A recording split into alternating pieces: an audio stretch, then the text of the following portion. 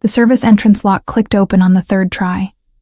My hands shook so badly I almost dropped the key I'd kept hidden in my wallet for 15 months, tucked behind a photo of Luca. I never showed anyone. I never thought I'd use it. Never thought I'd come back here. But I was out of options. Luca stirred against my chest, his small body warm through the carrier strapped to me. 6 months old. Too young to understand that men with dead eyes had been following us. Too innocent to know his mother had spent the last 6 hours running through back alleys and switching subway lines until my legs gave out and my mind went blank with terror. Most of those hours weren't even in New York. Boston had been a hiding place, until it wasn't. Until a single morning turned my quiet streets into a trap. I ditched my phone, paid cash for a last-minute ticket south, and kept Luca's carrier turned inward so no one could get a clean look at his face. By the time the train dumped me into the city, I was already moving on instinct, switching lines, cutting through alleys, counting exits, praying I could stay one step ahead. I pushed through the door into the kitchen I used to know by heart. Everything looked the same. Marble countertops, stainless steel appliances that reflected dim security lights. The espresso machine I'd used every morning for 3 years sat in the exact same spot. My old life. The one I'd burned to the ground. Luca made a small sound, not quite crying but close. He needed water. I needed to mix his formula. Needed to think. Needed to figure out what the hell I was going to say when Nicholas found me here. If he found me here. The lights flicked on without warning.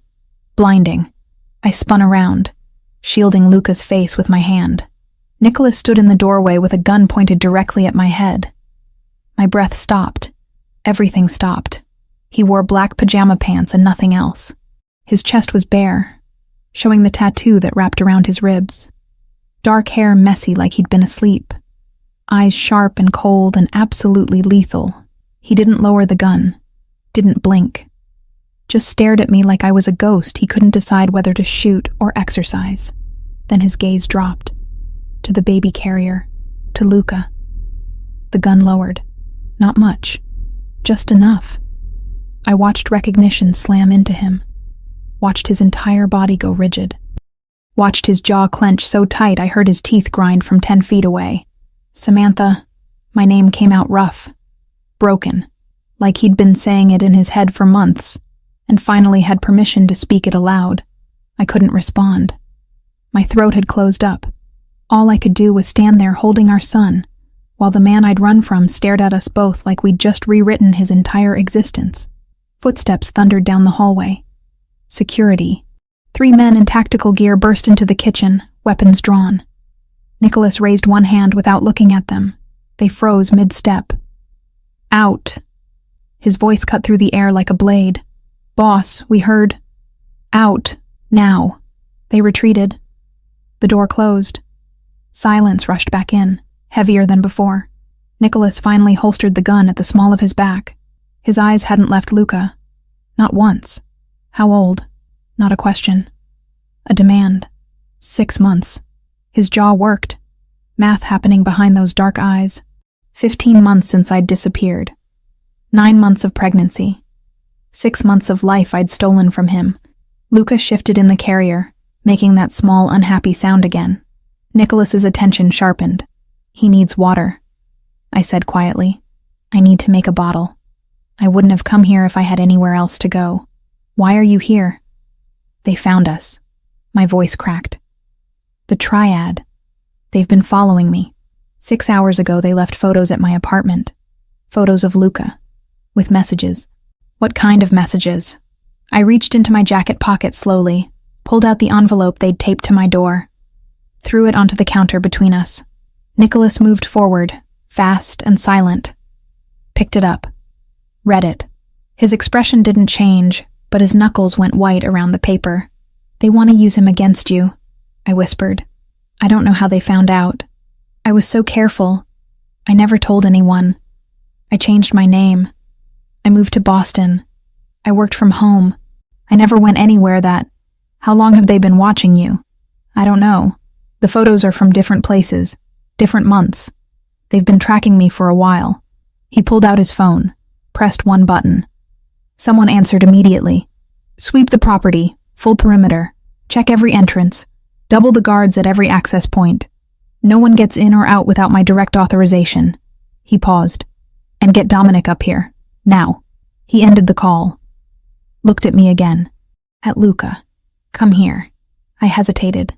"Samantha, bring him here." I walked forward on legs that barely worked. Stopped 3 feet away. Close enough to see the pulse hammering in Nicholas's throat.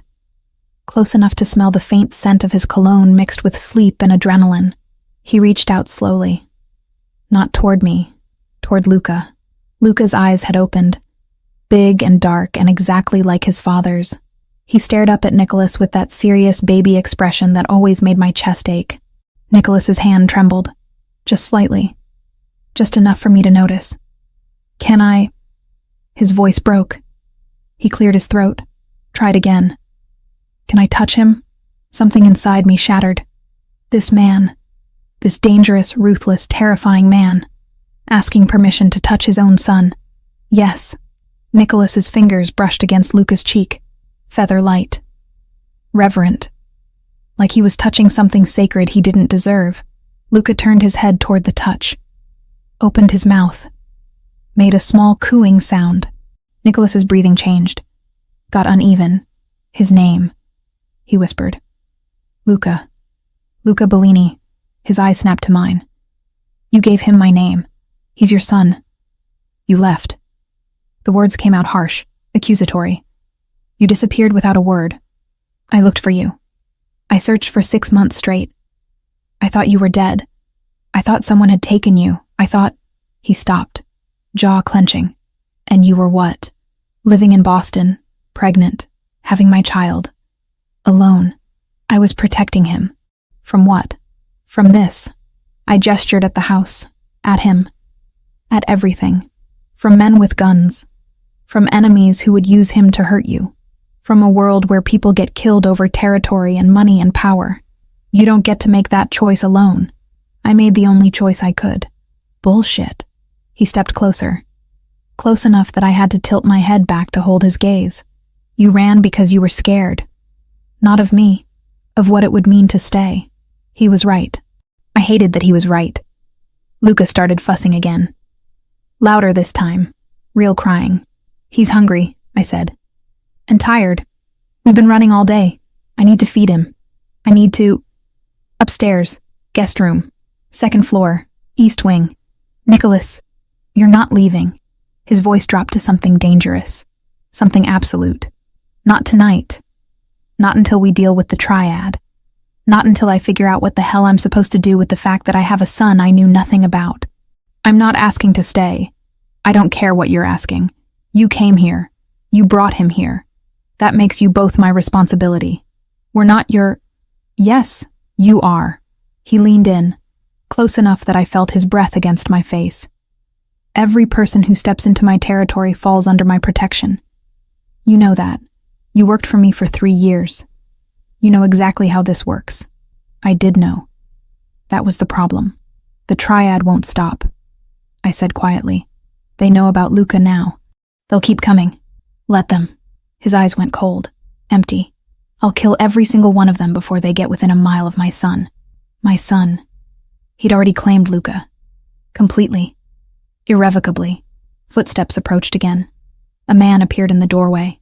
Tall, armed, looking between Nicholas and me with barely concealed shock. "Boss, perimeter is secure. I've got teams checking—" He stopped mid-sentence when he saw Luca. "Is that—" "Dominic. Take Samantha upstairs. Guest room. Make sure it's secure. Post 2 guards outside the door. Get whatever she needs for the baby. Food. Supplies. Everything. Boss, I need to brief you on—" "Do it. Now." Dominic nodded once. Looked at me. "This way, Miss Wells."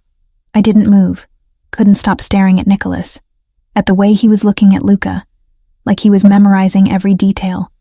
Like he was afraid we'd disappear again if he blinked. "Samantha." His voice softened. Just barely. "Go. Get him settled. I'll handle the security situation. We'll talk after." "About what?" "Everything." He finally looked at me again. "About why you left. About why you came back. About what happens next. About him." Luca had quieted down, staring at Nicholas with wide eyes. like he recognized something, like some part of him knew. I turned and followed Dominic out of the kitchen. Up the stairs, down hallways I used to walk every day, past rooms I used to clean and organize, and pretend belonged to a normal life. The guest room was massive. King bed, private bathroom, windows overlooking the garden I'd helped plan 2 years ago. "I'll be right outside," Dominic said. "Anything you need, just ask." "Thank you." He left. The door closed, and suddenly I was alone with Luca in Nicholas Bellini's house, exactly where I'd sworn I'd never be again. I unstrapped the carrier, lifted Luca out. He was crying again, for real this time. Exhausted and hungry and overwhelmed. "I know, baby," I whispered, sitting on the edge of the bed. "I know. I'm sorry. I'm so sorry." I pulled out the bottle I'd mixed hours ago. Lukewarm now, but he didn't care. He latched on immediately, drinking fast, his little hands curling into fists. Downstairs I heard voices, orders being given, security protocols activating, the machine of Nicholas's world grinding into motion to protect us, to protect his son. I looked down at Luca, at his dark hair, his serious eyes, the way his tiny fingers gripped my thumb while he ate. He looked so much like his father, it hurt. I'd spent 6 months trying to convince myself that leaving had been the right choice, that raising Luca alone and safe was better than raising him here, surrounded by danger. But tonight, when those men had found us, when I'd seen their faces and their cameras and their threats, I'd known the truth. I couldn't protect him alone. Not from this, not from Nicholas's world. So I'd come back, to the one man I'd spent 15 months trying to forget. The one man who could keep our son safe. The one man I'd never stopped loving. Luca fell asleep 20 minutes after I fed him. I laid him down in the center of the massive bed, surrounded by pillows like a fortress. He looked impossibly small against the white sheets. Vulnerable. Innocent. Everything I'd tried to protect him from was happening anyway. I sat on the floor with my back against the bed, knees pulled to my chest, listening to the sounds of Nicholas's house coming alive around me. Footsteps in hallways, radios crackling, orders being executed with military precision. The door opened without a knock. Nicholas stepped inside and closed it behind him. He'd put on a black t-shirt, but his feet were still bare. His hair was pushed back from his face, revealing the sharp angles I used to watch when I thought he wasn't looking. He glanced at the bed, at Luca sleeping peacefully. "Is he okay?" "He's exhausted. We both are." Nicholas walked closer. Not to me, to the bed. He stood there for a long moment, just staring at our son. His hands opened and closed at his sides like he didn't know what to do with them. "He has my eyes," he said quietly. "I know. My hair. Yes. Does he?" He stopped, started again. "What's he like when he's awake?" The question hit me harder than it should have. He was asking because he didn't know, because I'd stolen that from him. He's serious. He doesn't smile much yet, but when he does, it's everything. He likes being held. He doesn't like loud noises. He's starting to reach for things, grab things. He found his feet last week, and now he's obsessed with them. Nicholas listened to every word like I was handing him pieces of gold. Does he cry a lot? Only when he's hungry or tired. He's actually really calm. Almost too calm sometimes. Like me. Yes, like you. Silence stretched between us. Heavy, loaded. Nicholas finally looked at me. Really looked at me. Not at Luca. Not at the situation. At me. "We need to talk. Downstairs. Dominic will stay outside the door. Luca will be safe." I didn't argue. I stood up slowly, my body aching from hours of running, followed him out of the room. Down the hallway. Down the stairs. Into his office. The same office where I used to bring him coffee every morning. Where I'd organize his files and take his calls and pretend my hands didn't shake every time he stood too close. He closed the door. Locked it. Walked to the bar and poured 2 glasses of whiskey. Handed me one. "I don't drink anymore. Not since you got pregnant." His voice was flat. "With my child. The one you never told me about." I set the glass down. "I'm not here to defend myself." "Then why are you here?" "I told you. The triad found us. That's why you came back, not why you left. I looked at him, at the tension in his shoulders, at the way his jaw was locked tight, at the fury he was barely controlling. You want to have this conversation now? Tonight? While there are men out there who want to hurt our son? Yes, I want to have it now. Because I've been waiting 15 months for answers and you're finally standing in front of me. Fair enough. I took a breath, let it out slow. 15 months ago, that night, after the deal with the Russians, when you almost got shot. I remember. You came back to the house covered in blood. Not yours. You were shaking. I'd never seen you shake before. His eyes darkened. You brought me water. Sat with me until I calmed down. You talked. You never talked to me before. Not really. But that night you told me things. About your father. About how you inherited this life. About how everyone around you wanted something from you except me. I meant it. I know. That's what scared me. I wrapped my arms around myself. You looked at me like I was the only real thing in your world. And then you kissed me. You kissed me back. I did. And we spent the night together. And it was, my voice cracked. It was the best night of my life, and the worst. Because when I woke up next to you, all I could think about was what happened next. Nicholas moved closer. Not touching me. Just closer. What do you mean? You live in a world where people die, Nicholas. Where enemies come to your house. Where negotiations happen with guns on the table. I'd watched it for 3 years. Watched you bury friends. Watched you come home bleeding. Watched you turn cold because that's the only way to survive. You knew what I was when you started working for me. Knowing something and living it are different things. When it was just me, I could handle it. I could keep my distance, stay professional. But that night changed everything. Because suddenly I wasn't just your assistant anymore. I was someone you'd been vulnerable with. Someone you'd let in. And that terrified you. Yes, I met his gaze. 2 weeks later, I found out I was pregnant. And I had to choose. Stay here and raise a child in this world.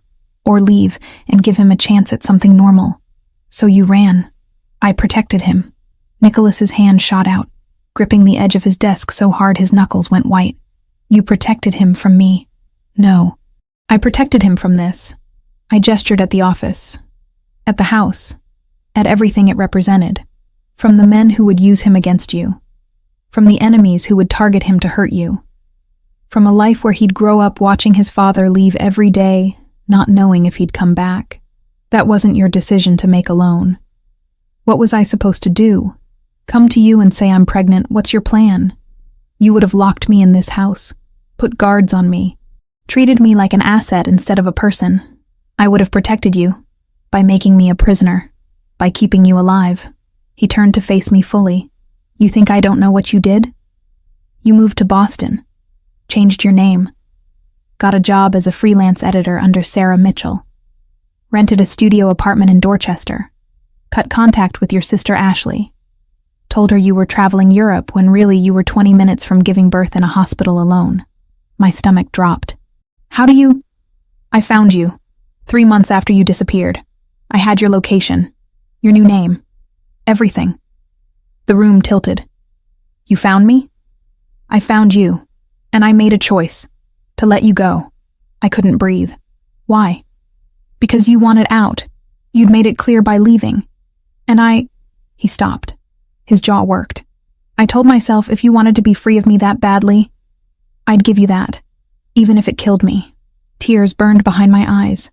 I didn't want to be free of you. I wanted to be free of the danger. There's no difference. They're the same thing. He was right. They were the same thing. Being with Nicholas meant accepting the violence, accepting the risk, accepting that any day could be the last. I couldn't do it, I whispered. I couldn't watch you die, and I couldn't let Luca grow up watching it either. So you took him away from me entirely. 15 months. 15 months where I didn't know my son existed. 15 months where I thought, his voice broke. I thought you were happy somewhere. Safe. Starting over. And all that time you were raising my child alone. I'm sorry. Sorry doesn't give me back the first 6 months of his life. Sorry doesn't let me hold him when he was born. Sorry doesn't let me hear his first sounds or see him smile for the first time or... He stopped, breathed hard. You had no right. I had every right. He's my son, too. And mine. Nicholas moved so fast I didn't have time to react. He was in front of me, hands gripping my shoulders, eyes burning into mine. He's mine, Samantha. You don't get to decide I'm not fit to be his father just because my world is dangerous. You don't get to erase me. I wasn't trying to erase you. Then what were you doing? Surviving. The word came out broken. I was surviving, trying to give him the safest life I could, even if it meant you weren't in it. His grip tightened, then loosened, then dropped completely. He stepped back, running both hands through his hair. The triad, he said finally. Tell me everything. I told him. About the photos taped to my door. About the men I'd seen following me for the past week. About the feeling of being watched that I'd tried to convince myself was paranoia. They want leverage, Nicholas said. They're moving on the port territory. They need something to force my hand. Will it work? He looked at me like I'd lost my mind. Do you really think I'm going to let anyone touch my son? What about me? The question hung between us. Dangerous. Important. You're the mother of my child, Nicholas said slowly. That puts you under my protection. Permanently. Whether you like it or not. I'm not asking you to. I don't care what you're asking. This is how it works. You came back. You brought Luca back. That makes you both mine to protect. For how long? Until the threat is eliminated. And after that? His eyes met mine. Cold. Final. After that, we figure out custody. Visitation. Whatever keeps Luca safe and gives him what he needs. Which is? Both of his parents. The words hit me like a physical blow. Both of his parents. Not me alone. Not him alone. Both. I don't know how to do this, I admitted quietly. Neither do I. But we don't have a choice anymore. He moved toward the door. Unlocked it. Paused with his hand on the handle. You stay here. In this house. Until I say otherwise. You don't leave. You don't contact anyone. You do exactly what I tell you to keep Luca safe. Understood? Nicholas, do you understand? I swallowed hard. Yes. Good. He opened the door. Get some sleep. Tomorrow we start dealing with the triad. And after that, he looked back at me. After that, you and I are going to have a much longer conversation about the last 15 months. He left. The door closed behind him. And I stood there in his office, shaking, not from fear, from the realization that I'd just walked back into Nicholas Bellini's life and handed him everything, including my heart. Again, the first morning in Nicholas's house. I woke to sunlight streaming through windows I'd forgotten to close. Luca was still asleep beside me, peaceful and unaware that our entire world had shifted overnight. Someone knocked softly on the door. I pulled the sheet higher, suddenly aware I was still wearing yesterday's clothes. Wrinkled, dirty, smelling like rain and fear. Come in. A woman in her 50s entered carrying a tray. I recognized her immediately. Maria.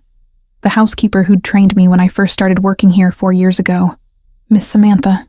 Her eyes were warm but cautious. Mr. Bellini asked me to bring you breakfast. And these. She set down the tray and held up shopping bags. Clothes for you and the baby. He wasn't sure of sizes, so he ordered several options. I stared at the bags. At least 6 of them. Designer labels I recognized from organizing his closet. That's not necessary. He insisted. Maria glanced at Luca. Beautiful baby. He has his father's eyes. Everyone kept saying that. Like it wasn't obvious. Like Luca was anything other than a miniature version of Nicholas Bellini. Thank you, Maria. She left quietly. I got up, checked the bags. Baby clothes in various sizes. Diapers. Formula. Bottles. Everything I'd left behind in my panicked flight from Boston. Everything I'd need to stay here for more than a day. He was planning on keeping us here. Making it comfortable. Making it impossible to leave. I fed Luca, changed him, dressed him in new clothes that were softer than anything I could have afforded. By the time I finished, it was almost 9. Late for me.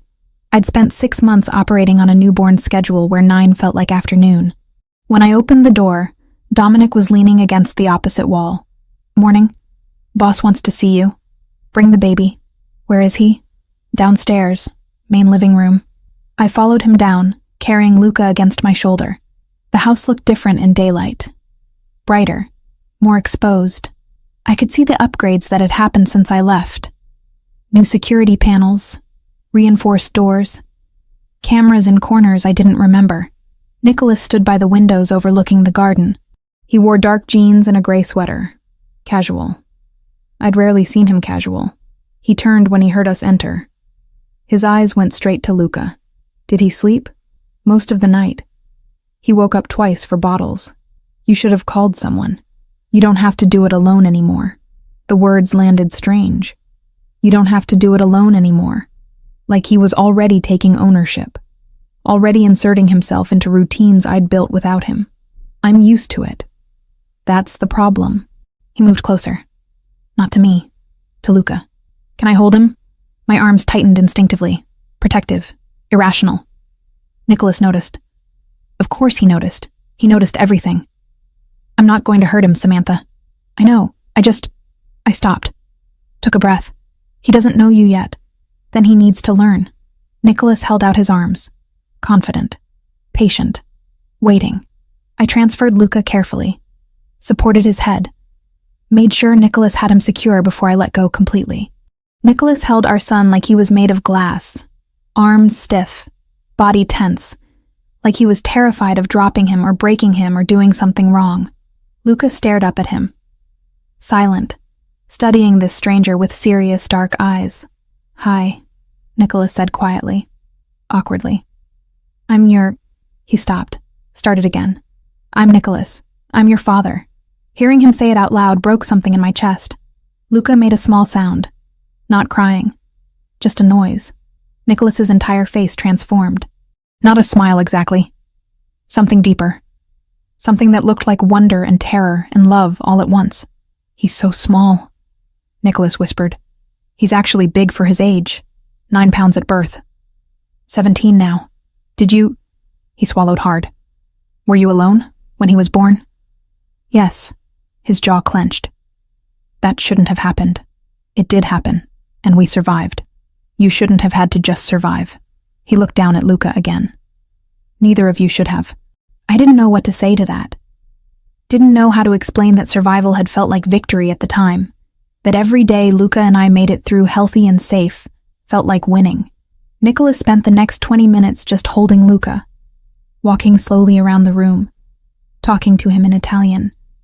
Words I didn't fully understand but recognized as gentle, soft. Nothing like the voice he used to give orders. When Luca started fussing, Nicholas handed him back immediately, reluctant, like he wanted more time but understood the baby came first. "He's hungry," I said. "I need to feed him." "Do it here. Stay." So I sat on the couch and fed Luca while Nicholas watched. Not creepy, not invasive, just fascinated. Like he couldn't believe this was real. "What does he eat?" Nicholas asked. "Formula. I stopped breastfeeding at 4 months. It was too hard while working." "You were working?" "Freelance editing, from home, under a fake name. I had to pay rent somehow." He processed that. "Were you—" He stopped, restarted. "Did you have help? Friends? Family?" "No. Ashley thinks I'm in Europe. I cut contact with everyone else." "You did it completely alone?" "Yes." He looked at Luca nursing contentedly. "That's over now. You have help. You have me." The next few days unfolded in a strange routine. Nicholas had meetings in his office. Business to conduct. Orders to give. But he appeared constantly throughout the day. During Luca's morning nap. During afternoon tummy time. During evening baths. Always hovering. Always watching. Learning. On the 3rd day, I was changing Luca on the bed when Nicholas knocked and entered without waiting for permission. He was carrying a book. Several books, actually. Stacked in his arms. "I've been reading," he announced. I glanced at the titles. Child Development, Baby Milestones, What to Expect the First Year. You bought parenting books? I needed to catch up. He set them down on the nightstand. Did you know babies can recognize faces at 2 months? And they develop object permanence around 6 months? Luca should be starting to understand that things exist even when he can't see them. I stared at him. You memorized developmental milestones? I've been reading since you arrived. I need to know what I missed. What he can do now. What's coming next? Something warm and painful twisted in my chest. He was studying, preparing, trying to compress 15 months of learning into 3 days. Nicholas? Does he roll over yet? He just started. A few weeks ago. Back to front only. He hasn't figured out front to back. And sitting? Not yet. Maybe another month or 2. He nodded, absorbing every detail like it was mission-critical information. What about his schedule? When does he nap? How long? How often does he eat? I told him everything. Wake times, sleep cues, how to tell the difference between tired crying and hungry crying, how he liked being bounced when he was fussy, how he hated being too hot but loved being swaddled tight. Nicholas listened to all of it, took mental notes, asked follow-up questions that showed he was actually paying attention. I want to help, he said finally, with everything, feeding, changing, whatever he needs. I want to learn. Okay, show me how to change a diaper. So I did. Walked him through the steps. How to lift Luca's legs. How to wipe properly. How to fasten the diaper snug but not too tight. Nicholas followed every instruction with intense concentration, like he was disarming a bomb instead of changing a 6-month-old. When he finished, he looked absurdly proud. Did I do it right? Perfect. He smiled. A real smile. Small but genuine. The first I'd seen since coming back. That night, around 2 a.m, Luca woke up screaming. Not normal crying. Pain crying. The kind that made my heart stop. I grabbed him, tried everything. Rocking, bouncing, singing. Nothing worked. He kept crying, pulling his legs up to his chest. Colic, gas, something hurting him. The door opened. Nicholas appeared in pajama pants and nothing else, hair messy from sleep. What's wrong? I don't know. He won't stop. I think it's his stomach. Nicholas crossed the room in 3 strides. Let me try. I handed Luca over, desperate for anything that might help.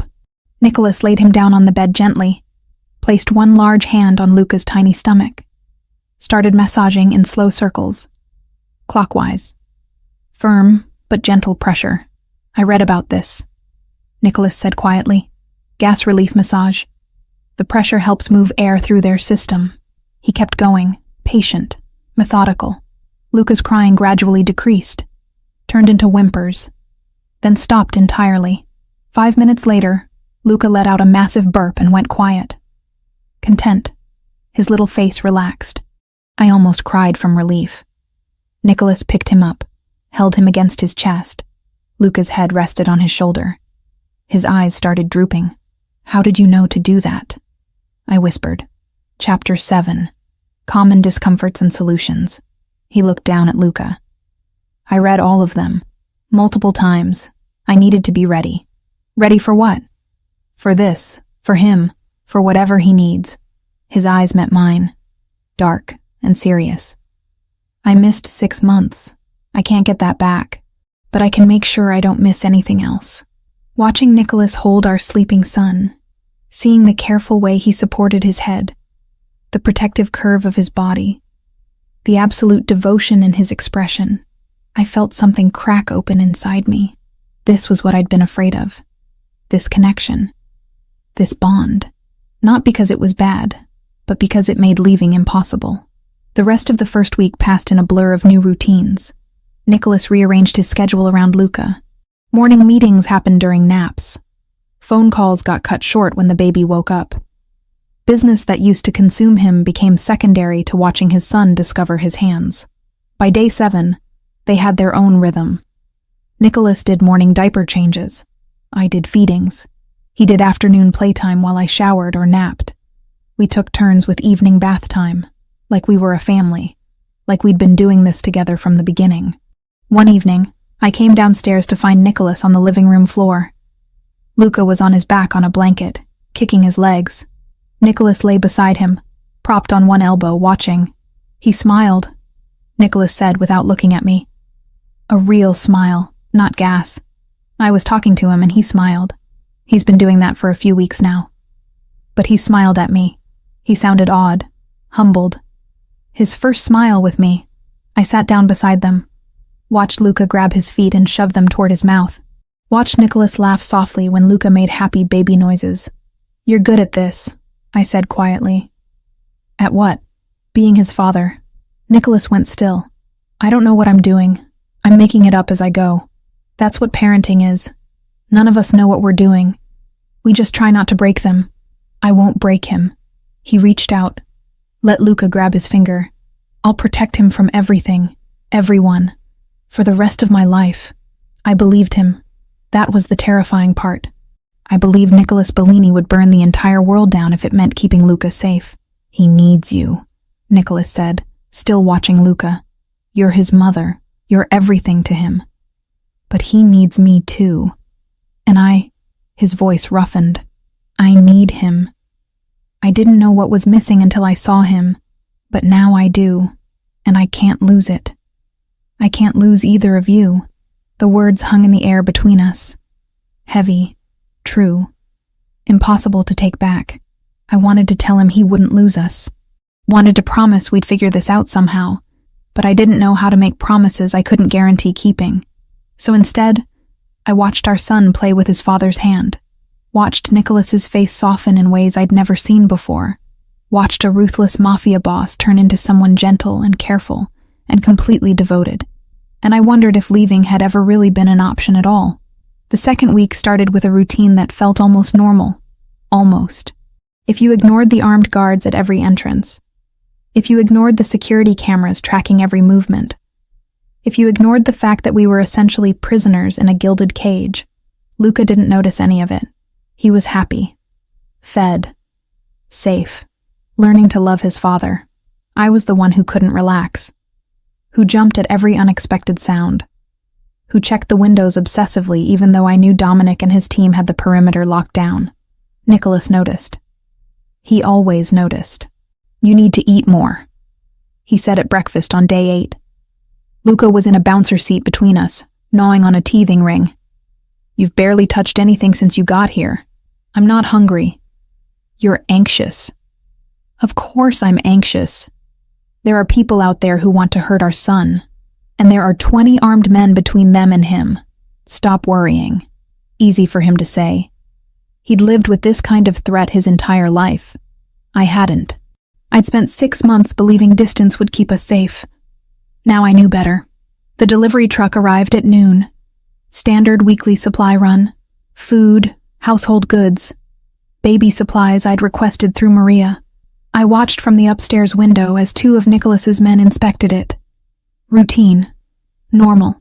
Except it wasn't. 15 minutes later, Dominic burst into the living room where I was playing with Luca on the floor. His face was grim. "Where's the boss?" "Office." "Why?" "What's wrong?" He didn't answer. Just pulled out his radio and spoke rapidly in Italian. 2 more guards appeared, positioning themselves at the doors. My stomach dropped. "Dominic." "What happened?"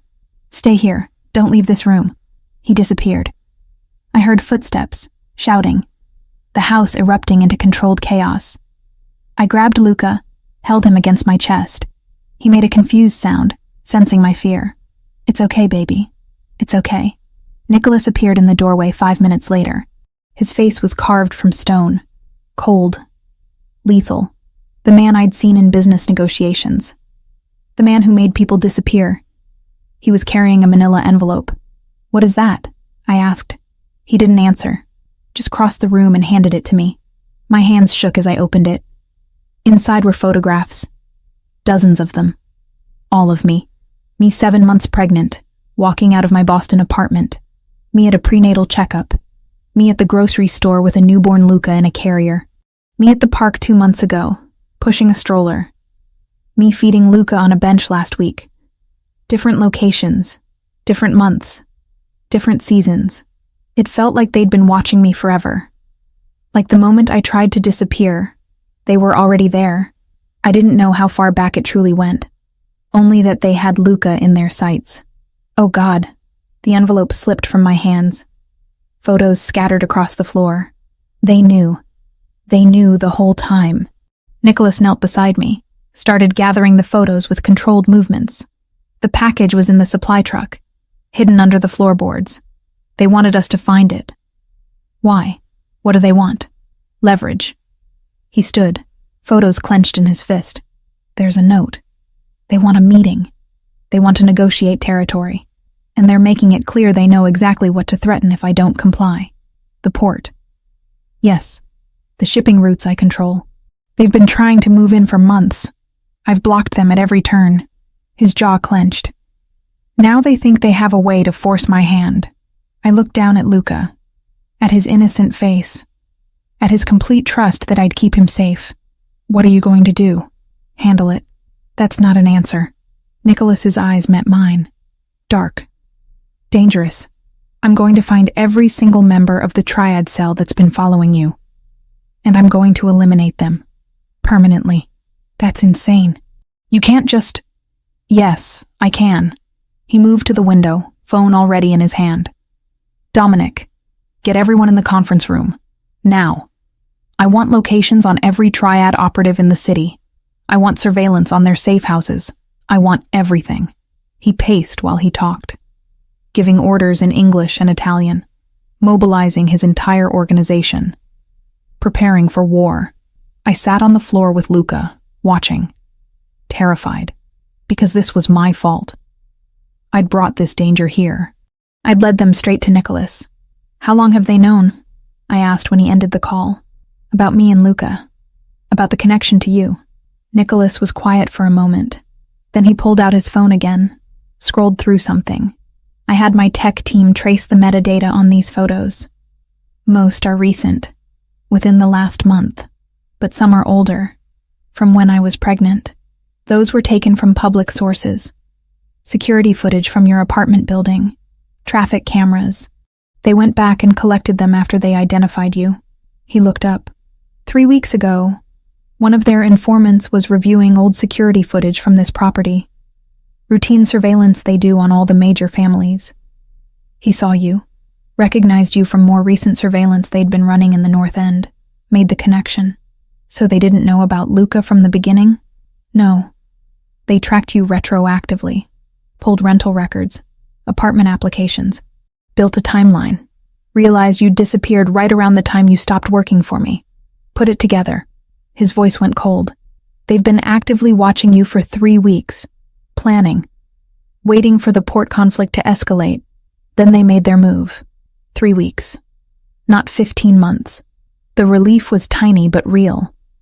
They hadn't been tracking my entire pregnancy. Hadn't been waiting that long. But 3 weeks was long enough. Long enough to learn my routines.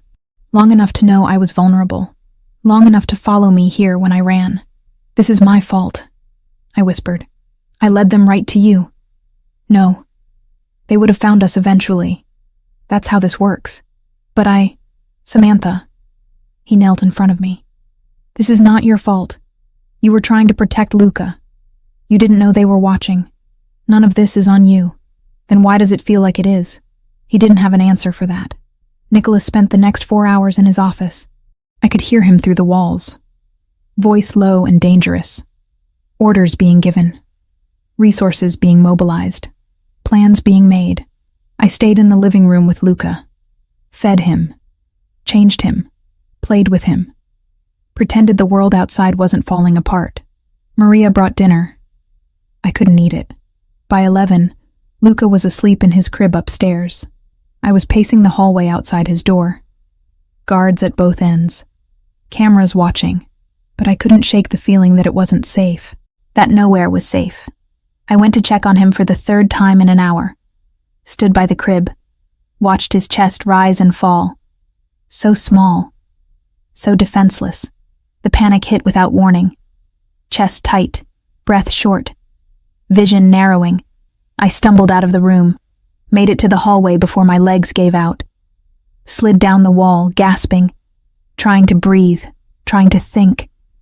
Trying to do anything except feel the crushing weight of terror. Footsteps. Running. Then Nicholas was there, kneeling in front of me. "Samantha, look at me."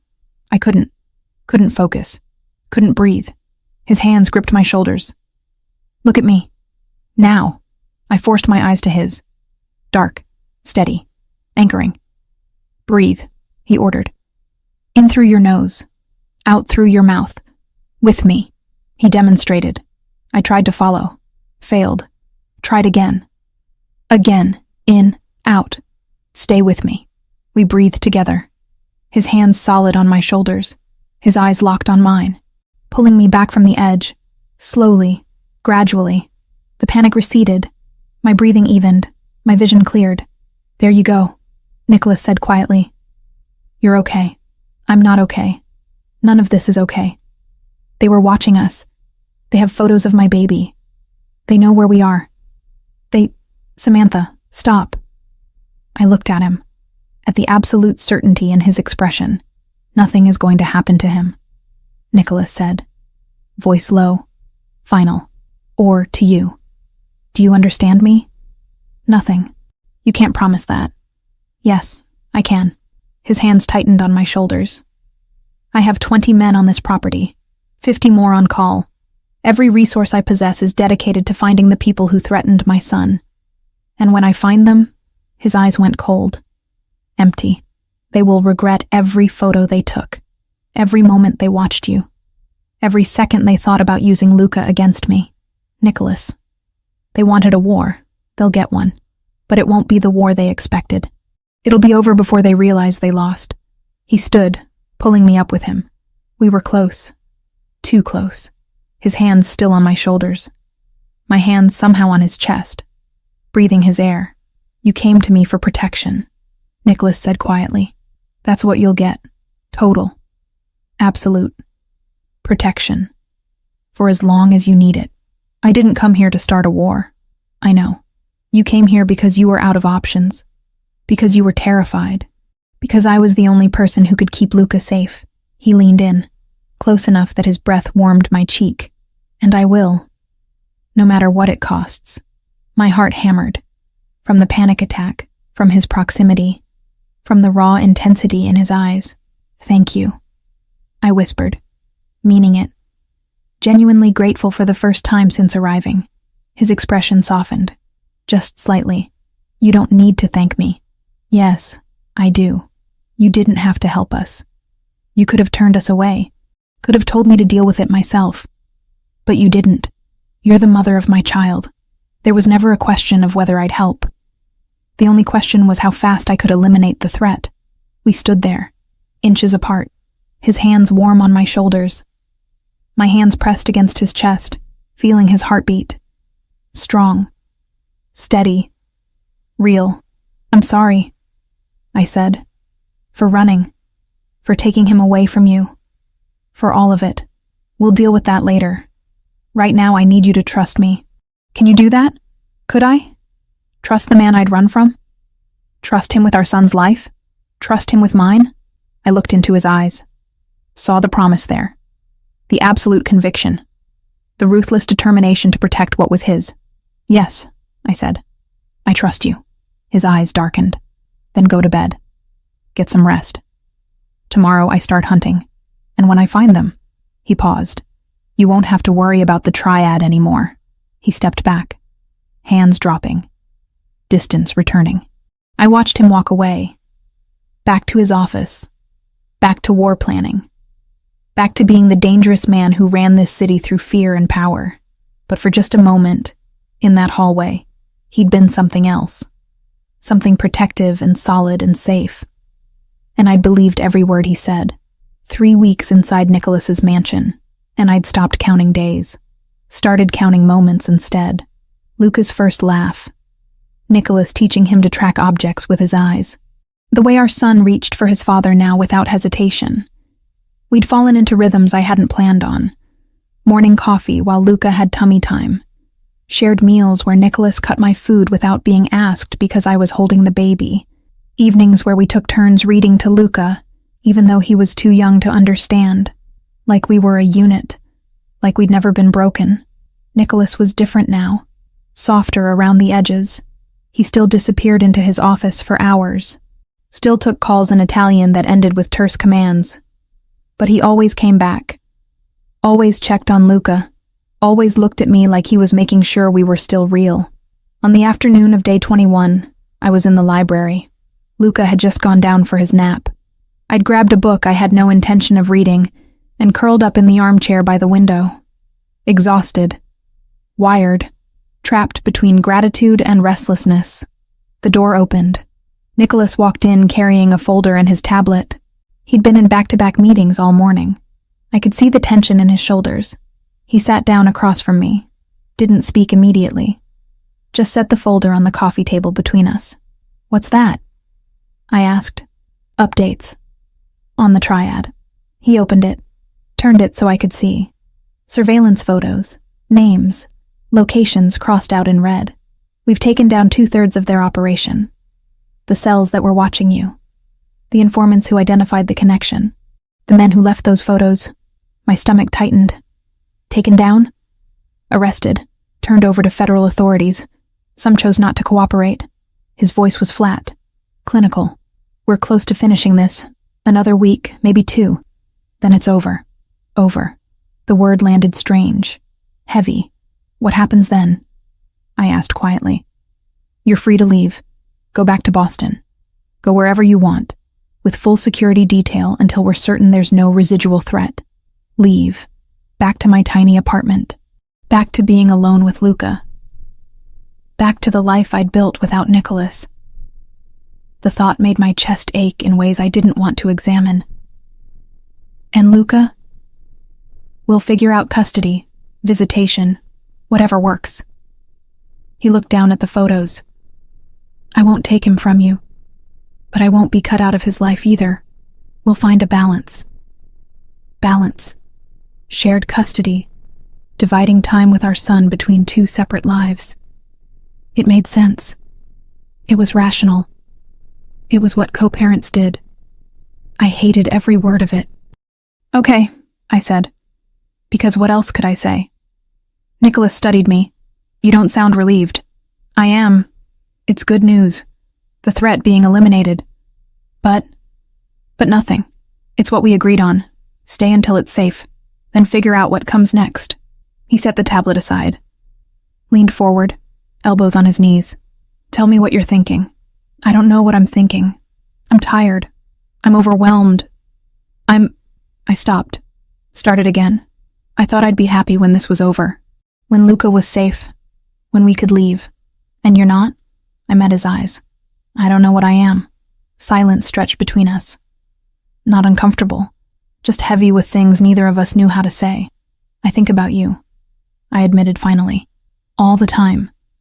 For 15 months I've been thinking about you.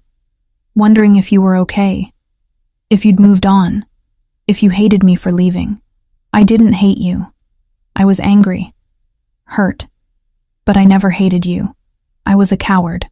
Running instead of talking to you. Instead of giving you the choice. You were scared.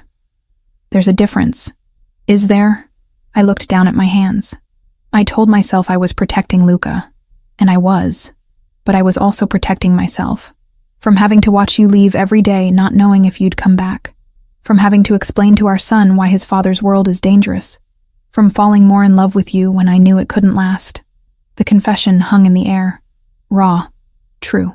Nicholas stood, crossed to my chair, knelt in front of me so we were eye level. "After you left," he said quietly, "I worked constantly. 18-hour days. 20 when I could manage it. Anything to avoid going home to the empty house where you used to be." "Nicholas, let me finish." I threw myself into business, into territory disputes and negotiations, and everything I could find to distract myself.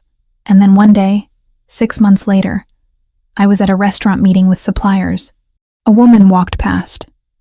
Brown hair, your height. For a second I thought, his voice roughened, I thought it was you. And when I realized it wasn't, I couldn't breathe. My throat tightened. After that, it kept happening. I'd see someone who looked like you from behind, or hear a laugh that sounded close, or smell your perfume on a stranger. And every time I'd look, every time I'd hope. He reached up, cupped my face gently. I never stopped looking for you, Samantha. Even after I forced myself to stop the official search. Even after I told myself you wanted to be gone. I kept looking. Tears burned behind my eyes. I didn't know. How could you? You were in Boston. Building a life. Having my son. Doing it all alone because I didn't create a world safe enough for you to stay. That's not fair. You didn't. It is fair. You were right to be scared. My world is dangerous. People die. I've lost friends. Family. I've been shot at more times than I can count. His thumb brushed my cheek. But if you'd stayed, I would have found a way. Reduced risk. Changed operations. Built something that could hold you and Luca both. You can't change your entire life for us. Why not? You changed yours for him. He had a point. That night, Nicholas continued, voice dropping lower. 15 months ago, after the deal with the Russians, when you sat with me, he stopped. That wasn't just physical for me. It wasn't for me either. Then what was it? I looked into his eyes. Dark. Intense. Waiting. It was everything, I whispered. It was every moment I'd spent watching you for 3 years. Every time you smiled at something I said. Every time you stood too close and I forgot how to breathe. It was real, Nicholas. More real than anything I'd ever felt. His hand tightened on my face. Then why did you run? Because loving you terrified me. Still terrifies me. Because I don't know how to be with someone whose life is constantly at risk. Because He kissed me. Not gentle. Not tentative. Desperate and consuming and full of 15 months of missing each other. I gasped against his mouth. He took advantage. Deepening the kiss. His hands moved to my hair. My hands found his shoulders. Gripping. Pulling him closer. We broke apart, breathing hard. Was that real? Nicholas asked, voice rough. Or fear? Real, I said. God, so real. He kissed me again. Harder this time. I stood, pulling him with me. We crashed together, all the tension and longing and unspoken words translating into touch. He walked me backward until my legs hit the sofa. We fell onto it tangled together. His hands everywhere. Mine matching his urgency. Clothes disappeared. I didn't know how. Didn't care. All that mattered was skin on skin. His weight pressing me into the cushions. The sound of his breathing. The way he said my name like a prayer. We made love with 15 months of separation compressed into every movement. Urgent. Intense. Reconnecting in the most primal way possible. When it was over, we lay tangled together. My head on his chest. His arms wrapped around me. Hearts hammering in sync. I never stopped loving you. I whispered into the silence. I left. I hid. I built a life without you. But I never stopped. His arms tightened. You're the only real thing in my life. You and Luca. Everything else is business. Territory. Power. Things that don't matter. But you...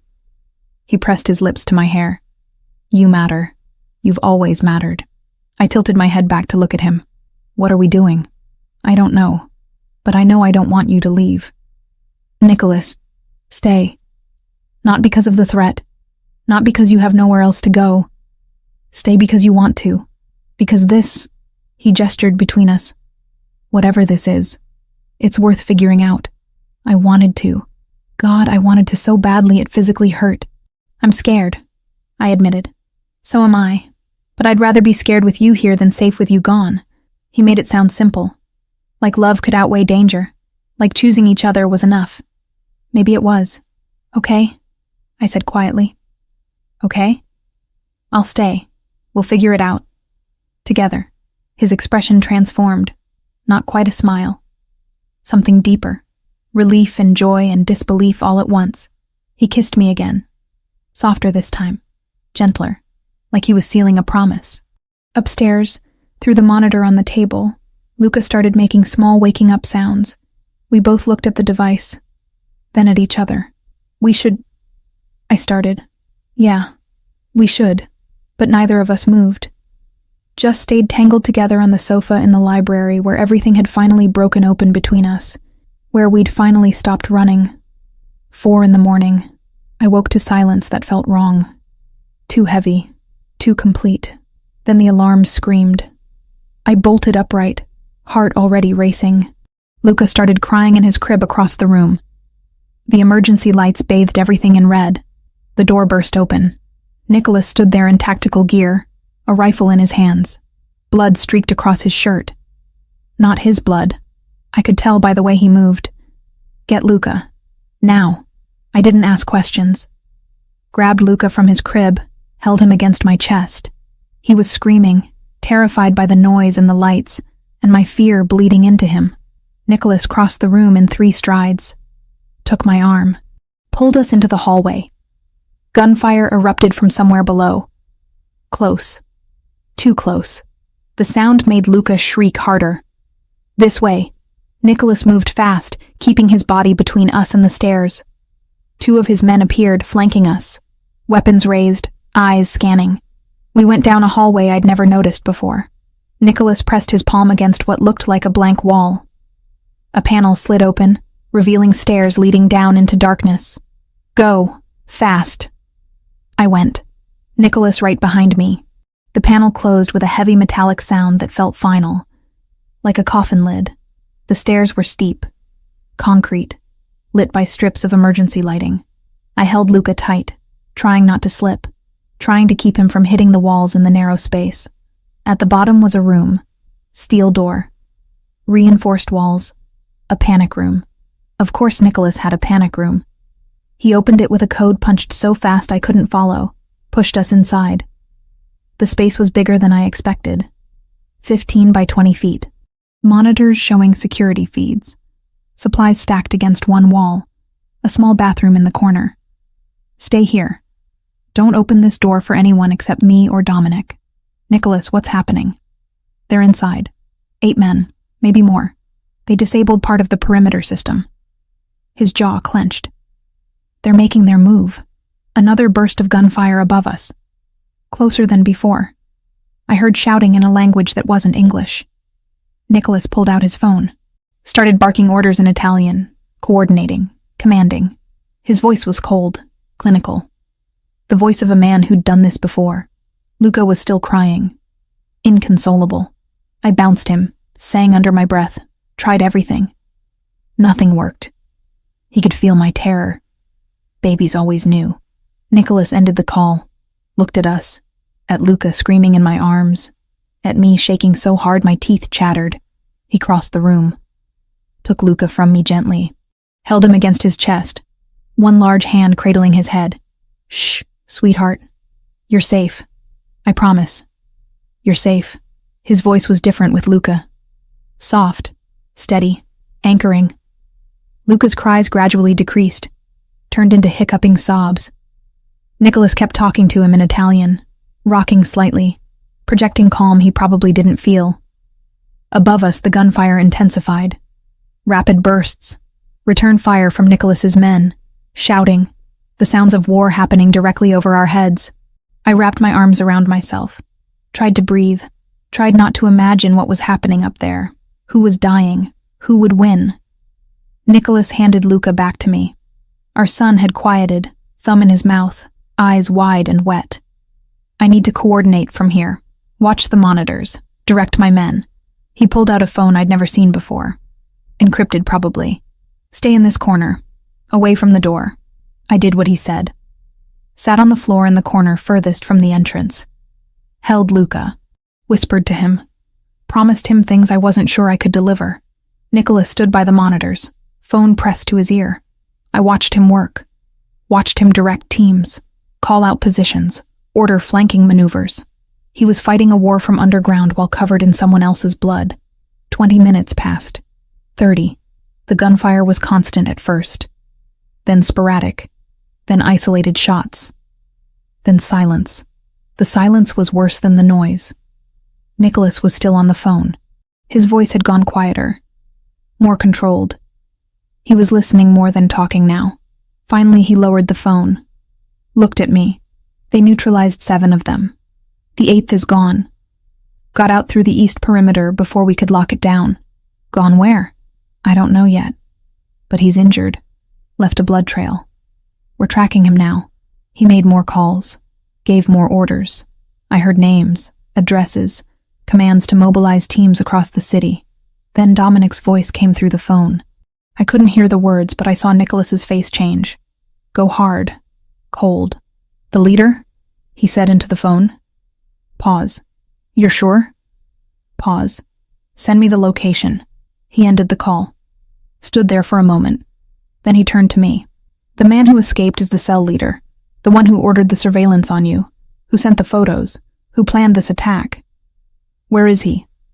Bleeding out in a warehouse in Brooklyn. My men have him cornered, but he's armed. Desperate. He knows if we take him alive, he'll never see daylight again. I understood what he wasn't saying. Nicholas had to go. Had to finish this personally. Had to eliminate the threat permanently. How long will you be gone? I asked quietly. I don't know. 6 hours maybe. Maybe less. 6 hours of not knowing if he was coming back. Nicholas knelt in front of me, cupped my face with both hands. His eyes were dark, intense, full of promises he might not be able to keep. I will come back, he said. I will end this. And when I do, you and Luca will never have to be afraid again. You can't promise that. Yes, I can. He leaned in, pressed his forehead to mine. I love you. I should have said it before, in the library, after everything. But I'm saying it now. I love you, Samantha. I love our son, and I will do whatever it takes to keep you both safe. Tears spilled down my cheeks. I love you too. He kissed me, hard and desperate, and full of everything we might not get to say later. When he pulled back, his thumbs wiped away my tears. Dominic will be right outside this door. 4 other men are stationed at the access points. You don't open it for anyone except them or me. Understood? Yes. He touched Luca's head. His hand trembled slightly. Just enough for me to notice. Be good for your mama, sweetheart. I'll be back soon. Then he stood, checked his weapon, walked to the door, looked back once. I love you, he said again, like he needed me to hear it one more time. Like he needed to say it before walking into danger. Come back to us. Always. The door closed, locked, and I was alone with Luca in a concrete room. While Nicholas went to hunt the man who'd threatened our family, I sang to Luca, nursed him when he got hungry, changed his diaper, tried to maintain some semblance of normal routine in the most abnormal circumstances possible. The monitors showed the house, blood on marble floors, bullet holes in walls, bodies being moved out by men in tactical gear, the aftermath of violence. 1 hour passed, 2, 3. Dominic knocked on the door, spoke through it. Mrs. Wells, just checking in. Are you and the baby okay? We're fine. Any word from Nicholas? He's on site. Closing in. Should have an update soon. Soon. The word meant nothing, and everything. I paced the small space. Luca had finally fallen asleep, exhausted from crying. I laid him on a blanket on the floor. Watched his chest rise and fall. So innocent. So unaware that his father was out there fighting for our survival. 4 hours. 5. The phone on the wall rang. I jumped. Grabbed it. Samantha. Dominic's voice. He's on his way back. ETA 20 minutes. He's injured but mobile. Injured. The word made my stomach drop. How bad? He didn't say, but he's conscious and walking. That's good. I waited. Counted every minute. Every second. Luca woke up, fussed, went back to sleep. Finally, footsteps outside. The lock clicked. The door opened. Nicholas stood there, covered in blood. More than before. So much more. His shirt was torn, showing a gash across his ribs.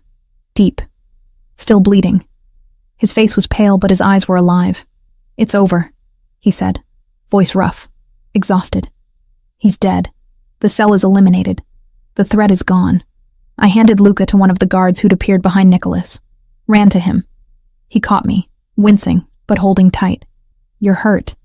It's not bad. You're bleeding everywhere. I've had worse. I pulled back to look at him. Really look. The cut on his ribs was bad. The kind that needed stitches. Probably a lot of stitches. There were other cuts. bruises forming. Signs of a fight that had been brutal.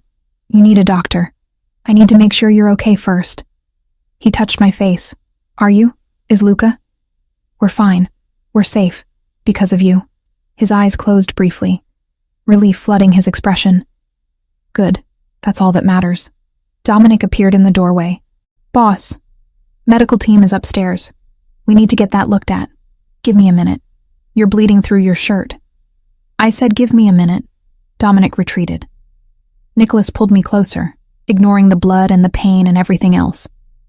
I meant what I said, he whispered against my hair.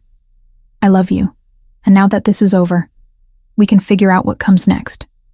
Together. Together. The word felt like a promise. Like a future. Together. I repeated. He kissed me. Gentle this time. Careful of his injuries. Then he let me go. Picked up Luca from the guard who was holding him. Cradled our sleeping son against his chest. Let's go upstairs, he said. Let's go home. We climbed out of the panic room. Through the hallway. Up to the main floor. The house looked like a war zone. But it was over. The threat was eliminated. We were safe. Nicholas was stitched up in his office by a doctor who asked no questions. 17 stitches in his side, 5 in his shoulder, multiple contusions. But nothing life-threatening. Nothing that wouldn't heal. I sat beside him the entire time, holding his hand when he winced, watching the careful way they cleaned and closed the wounds. When it was done, when the doctor left, when we were finally alone, Nicholas pulled me onto his lap carefully. Mindful of his injuries. I kept my promise, he said. I came back. I knew you would. Did you? Yes. I touched his face, traced the line of his jaw. Because you're too stubborn to let anyone else win. He smiled. A real smile. Tired, but genuine. Stay, he said again. Not because you have to. Because you want to. Because we're good together. The three of us. I looked into his eyes. Saw the future there. Complicated. Dangerous sometimes. But real. True. Worth fighting for. Okay, I whispered. I'll stay. For how long? As long as you'll have me. That's forever then. Yeah, I said, leaning in to kiss him. Forever sounds about right. 3 weeks after the attack, Nicholas sat across from me at breakfast with papers spread between our coffee cups. Luca was in his bouncer, gnawing on a teething ring and watching us with serious dark eyes. It's done, Nicholas said, tapping one of the documents. The main triad faction agreed to terms. They disavow the rebel cell that came after us. We maintain our current territories. They stay in theirs. No expansion on either side. Just like that, they're fine with you killing their people? The people I killed were acting without authorization, freelancing. The main organization didn't sanction the attack on my family. He looked up. They're calling it an internal discipline issue. Officially, we're at peace. Peace. In Nicholas's world, that word was always temporary. Always conditional, but it was something. So it's really over? The threat is eliminated. The truce is signed. You and Luca are safe. He reached across the table, took my hand. We can start living instead of just surviving. I looked down at our joined hands. His thumb traced circles on my palm. A simple gesture that felt impossibly intimate after everything we'd been through. I need to call my sister, I said quietly. Ashley. She still thinks I'm in Europe. She probably thinks I'm dead or missing by now.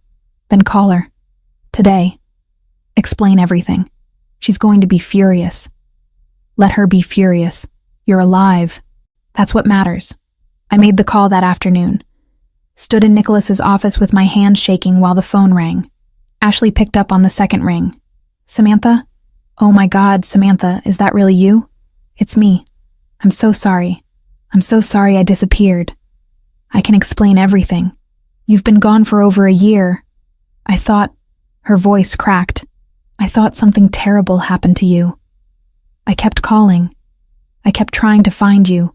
Why didn't you answer? Because I was hiding from dangerous people. And I had a baby. Silence. Long and heavy. You what? I have a son. His name is Luca. He's 7 months old. And his father is... I looked at Nicholas standing by the window. His father is someone I used to work for. Someone complicated. Someone I love. I told her everything. About Nicholas, about running, about Boston, about the triad finding us, about coming back, about the attack. She cried, yelled, cried some more, then went quiet. "Where are you now?" she asked finally. "New York, with Nicholas. It's safe here. I want to meet him, and Luca. I want to see for myself that you're okay." "When?" "This weekend. I'm flying out Friday. You're not disappearing on me again, Samantha. Not ever again." Ashley arrived 3 days later. Nicholas sent a car to pick her up from the airport. She walked into the house looking exhausted and angry, and relieved all at once. Then she saw Luca in my arms, and her face crumpled. "Oh, Sam. He's beautiful. You want to hold him?" She took him carefully. Luca studied her with that serious expression he got from his father. Then he smiled. A big gummy smile that made Ashley start crying again. "He looks just like..." She glanced at Nicholas standing in the doorway. "He looks just like you." "Yes," Nicholas said simply. "He does." Ashley stayed for 3 days. Watched Nicholas with Luca. Watched us together. On the second night, she cornered me in the kitchen while Nicholas was giving Luca a bath. "He loves you," she said. "Really loves you. I can see it." "I know. And you love him." "Yes. His world is dangerous." "I know that too." She leaned against the counter. "Are you happy? Really happy?" I thought about it. About the fear and the violence and the constant threat. But also about Nicholas teaching Luca to hold his head up. About falling asleep together on the couch while our son napped between us. About the way Nicholas looked at me like I was the only thing that mattered. "Yes," I said. "I'm happy. Then that's all that matters." When Ashley left, she hugged me so tight I couldn't breathe. "Call me. Every week. Send pictures. Don't disappear again." "I won't. I promise." A week later, Nicholas found me in the garden. Luca was having tummy time on a blanket, trying to figure out how his arms worked. Nicholas sat down beside me on the bench. "I have a question," he said. "Okay. We've been living together for almost 2 months now. We have a son. He paused. "We've been together, but not officially together. And I want to change that." I looked at him. At the uncertainty in his expression. At the way his hands were clasped tight between his knees. "What are you saying?" "I'm saying," he took a breath, "Samantha Wells, will you be my girlfriend?" I blinked, then laughed. I couldn't help it. "Did you just formally ask me to be your girlfriend? Like we're teenagers?" I know it's ridiculous, given everything. But I wanted to do it right. Ask properly instead of just assuming. The laughter died, because he was serious. This dangerous, powerful man was nervous about asking me to be his girlfriend. "Yes," I said softly. "Of course, yes." He smiled, genuine and relieved. Pulled me close and kissed me while Luca made happy baby sounds on the blanket beside us. Life settled into new rhythms after that. Nicholas restructured his operations. Started delegating more. Spent less time in dangerous meetings and more time working from home. He didn't abandon his world completely. Still took calls, still made decisions. But he was careful.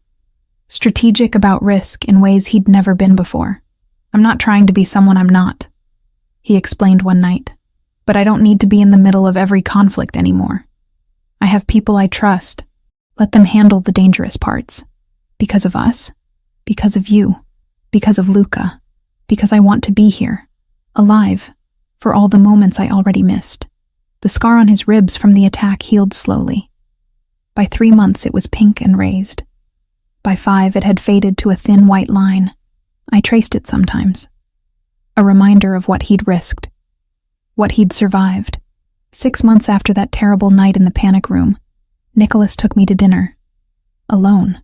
The first time we'd been out together without Luca. Maria watched him. Security was discreet but present.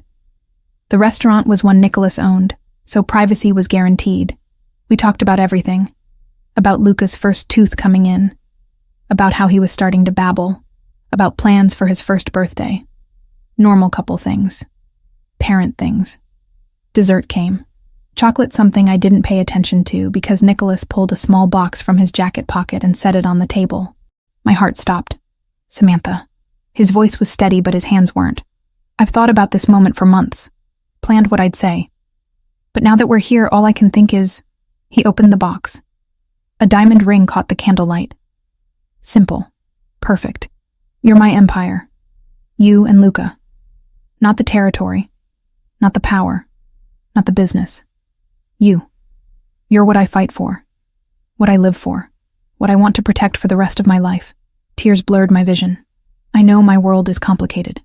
I know there will always be risk. But I swear to you, I will spend every day making sure you and Luca are safe, happy, loved. He took the ring out. Marry me. Be my wife. Let me be your husband. Let's build this family properly. Forever. Yes. The word came out choked. Yes. Absolutely yes. He slid the ring onto my finger. Stood. Pulled me up and kissed me while the entire restaurant watched. I didn't care. Let them watch. Let them see. We were getting married. The wedding happened 3 months later. Small, intimate, 50 people maximum. All vetted by security. All people we trusted. Ashley flew in 2 days early. Helped me pick flowers. Held Luca while I tried on the dress for the 20th time. Told me I was making the right choice even though her big sister instincts probably screamed otherwise. The ceremony was in Nicholas's garden. The one I'd helped plan years ago when I was just his assistant. Now it was where we'd become husband and wife. Luca was just over a year old by then, walking with help, babbling constantly, wearing a tiny suit that made him look like a miniature version of his father. He was supposed to be the ring bearer. Instead, he sat down halfway down the aisle and refused to move until Nicholas came and picked him up. Everyone laughed. Nicholas carried our son to the altar, held him during the vows. Luca grabbed the officiant's tie at one point. Totally stole the show. I didn't care. All I saw was Nicholas. The way he looked at me in my white dress. The way he said his vows without breaking eye contact. The way he kissed me when it was over, like he'd been waiting his entire life for this moment. I love you, Mrs. Bellini. He whispered against my lips. I love you too. We danced, ate cake, celebrated with the people who mattered. And that night, after Luca was asleep and the guests had left, Nicholas carried me to bed and showed me exactly how much he meant those vows. 3 years later, life looked completely different. Luca was 4 years old, running through the mansion like he owned it, which technically he would someday. He spoke English and Italian fluently, knew the names of all the guards, had memorized escape routes Nicholas taught him through games. If the red light comes on, where do you go? Nicholas asked him one morning. The special stairs behind the bookshelf, Luca recited. Down to the safe room. I pressed the green button to lock it. Good. And who do you bring with you? Mama. And baby sister when she comes. Nicholas ruffled his hair. Perfect. Baby sister. I was 6 months pregnant. A girl this time. We'd already picked the name. Sophia, after Nicholas's grandmother. I stood in the kitchen doorway, watching them. My husband teaching our son how to survive his world, but doing it gently, making it a game instead of a trauma. Nicholas looked up, saw me watching, smiled, that genuine smile that only appeared for us. Come here, Bella. I walked over. He pulled me onto his lap carefully, mindful of my belly. Luca immediately climbed up too, squishing between us. We're having lunch in the garden, Nicholas announced. All of us. No work, no calls, just family. You hate taking time off. I hate missing moments more. Nearly 2 years after our wedding, those moments were what I measured life by. So we ate lunch outside. Luca ran around chasing butterflies. Nicholas's hand rested on my stomach, feeling Sophia kick. The sun was warm. The garden was in full bloom. Guards watched from discreet distances. Do you ever regret it? I asked quietly. Marrying me. Building this life. Nicholas looked at me like I'd lost my mind. Regret you? Never. Not for a single second. Even with all the complications. Especially with the complications. Because they gave me you. They gave me Luca. They're giving me Sophia. He kissed my temple. You're the best thing that ever happened to me, Samantha. You and our children, this family, this life, all of it. Luca ran back to us. Dad, come play. In a minute, little one. Now, please. Nicholas laughed, stood, let our son drag him toward the flower beds. I watched them play. Watched Nicholas pretend to be scared when Luca roared like a dinosaur. Watched him scoop our son up and spin him until Luca shrieked with laughter. This was the man the city feared. The man who'd eliminated an entire triad cell to protect us. The man who still made people nervous when he walked into a room. But here, in our garden, with our son in his arms and our daughter growing inside me, he was just Nicholas. Just a father. Just a husband. Just mine. And I knew, without any doubt, that coming back had been the right choice. Running had been fear. Staying was love. Mama, Luca called. Come play with us. I stood, one hand on my belly. Walked over to my family. Nicholas caught my hand, pulled me close. I love you, he said. For the 1,000th time, like he'd never stop saying it. I love you too. Luca grabbed both our hands, pulled us deeper into the garden, into our life, into the future we were building together. Dangerous sometimes, complicated always, but ours. Completely and forever ours. The end.